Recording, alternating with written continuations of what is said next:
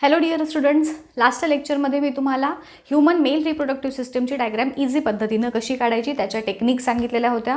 तुम्हाला सांगितलेलं होतं डायग्राम्स ड्रॉ करून बघा, म्हणजे तुम्हाला ॲक्च्युली कळेल की कुठं कुठं चुकतं आहे, आपल्याला अजून काही पार्ट येत नाहीत. नक्की प्रॅक्टिस करा. बऱ्याच स्टुडंट्सनी मला सांगितलेलं होतं की मॅम खूप छान जमली, काही जणांना अजूनही इतकीशी जमलेली नव्हती. So practice practice and practice, practice makes man perfect, जसं की तुम्हाला माहीतच आहे. आता आजच्या लेक्चरमध्ये आपण बघणार आहोत फिमेल रिप्रोडक्टिव्ह सिस्टमची डायग्राम इझी पद्धतीनं कशी काढायची. स्टुडंट्स, बघायला गेलं तरी डायग्राम खूप इझी वाटते. अरे यार, ह्याच्यात काय अवघड आहे, म्हणून आपण काढायला घेतो. आणि डायग्राम फायनली काढून झाल्यानंतर ओरिजिनल डायग्राम आणि आपण काढलेली डायग्राम ह्याच्यामध्ये बरीचशी तफावत दिसून येते. ह्याच्या मागचं रिझन आहे समजून न घेता रँडमली काढलेली डायग्राम, हे एक महत्त्वाचं. आणि जसं की मी नेहमी सांगते, प्रपोर्शन्स.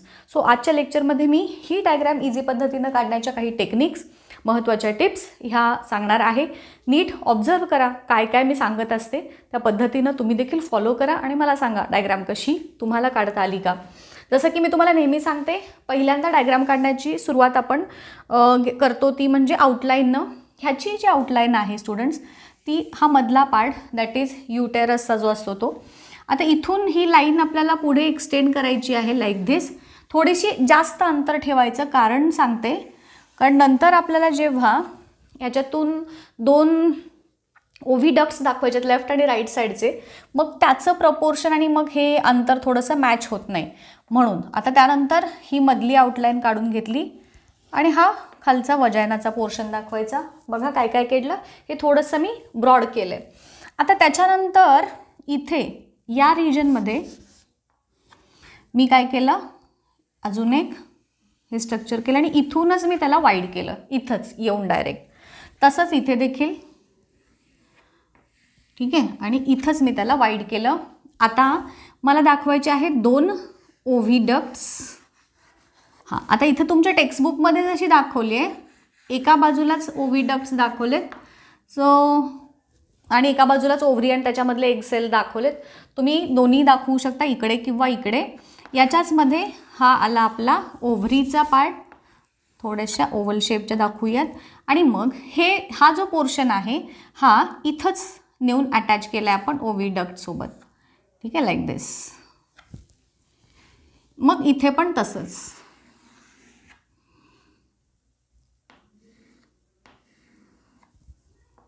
बघा, एकदा आउटलाईन जमली की मग बाकीचे डायग्राम काढण्यास काही अवघड नाही आहे.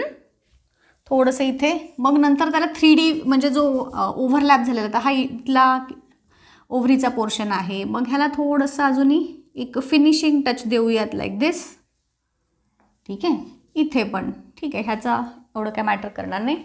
आता नंतरचा पार्ट आहे तो म्हणजे मधला पोर्शन जो दाखवला आहे तुमच्या टेक्स्टबुकमध्ये लाईक दिस. सो एक पोर्शन मी इथून असा घेतला आणि दुसरा जो पार्ट आहे त्याचा तो देखील मी असाच घेतला आणि हा इथे टर्न घेतला आहे बघा त्याला. आणि हा जो पोर्शन आहे हा इथे पुढे वाढवला आहे लाईक दिस. आणि मग इथून हा असाच पुढं घेतला आहे आणि हा जो पोर्शन आहे त्याला नाव दिलं आहे वजायनाचं. इथून हे थोडं असं याच्यामध्ये काय केलं आहे बघा. आता थोडं ह्याला फिनिशिंग देऊया, ठीक आहे.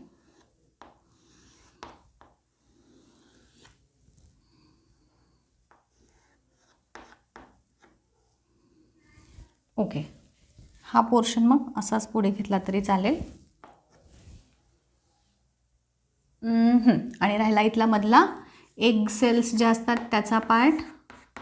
तुम्ही अशा एग सेल्स दाखवले तरीसुद्धा चालेल. पर मंथ आयदर या किंवा या ओव्हरीमधून एक एग सेल जी आहे ती मॅच्युअर होत असते. एकच एग सेल बाहेर पडते. कधी कधी चुकून मेकॅनिझममध्ये काही चेंजेस होतात आणि दोन पण येऊ शकतात. आणि मग हा पोर्शन आहे खालचा वजायनाचा.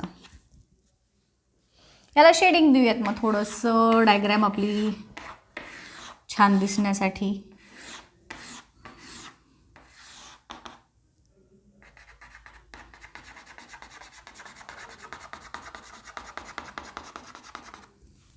ओके, नाव डन. आता ह्याला नावं द्यायची आहेत.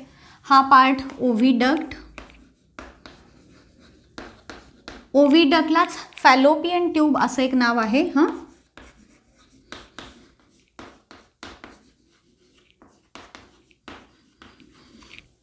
ही ओव्हरी,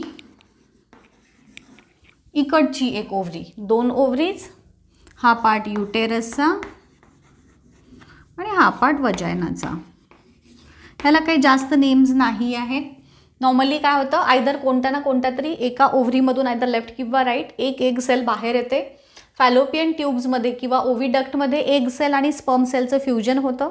तिथे ब्लास्टोसिस्ट म्हणजेच ऑलमोस्ट 32 to 100 स्टेजेस किंवा सेल्स असणारं स्ट्रक्चर तयार होतं आणि मग तिथून साधारण फर्टिलायझेशनच्या 3 ते 4 दिवसांच्या नंतर मग तो जो ब्लास्टोसिस्ट, जो मास ऑफ सेल आहे तो फॅलोपियन ट्यूबमधून इथे येतो युटेरसमध्ये आणि मग तिथं स्वतःला इम्प्लांट करतो आणि मग पुढची त्याची ग्रोथ होते in the uterus. So this is the diagram of female reproductive system. Draw करून बघा जशी टेक्निक सांगितलेली आहे.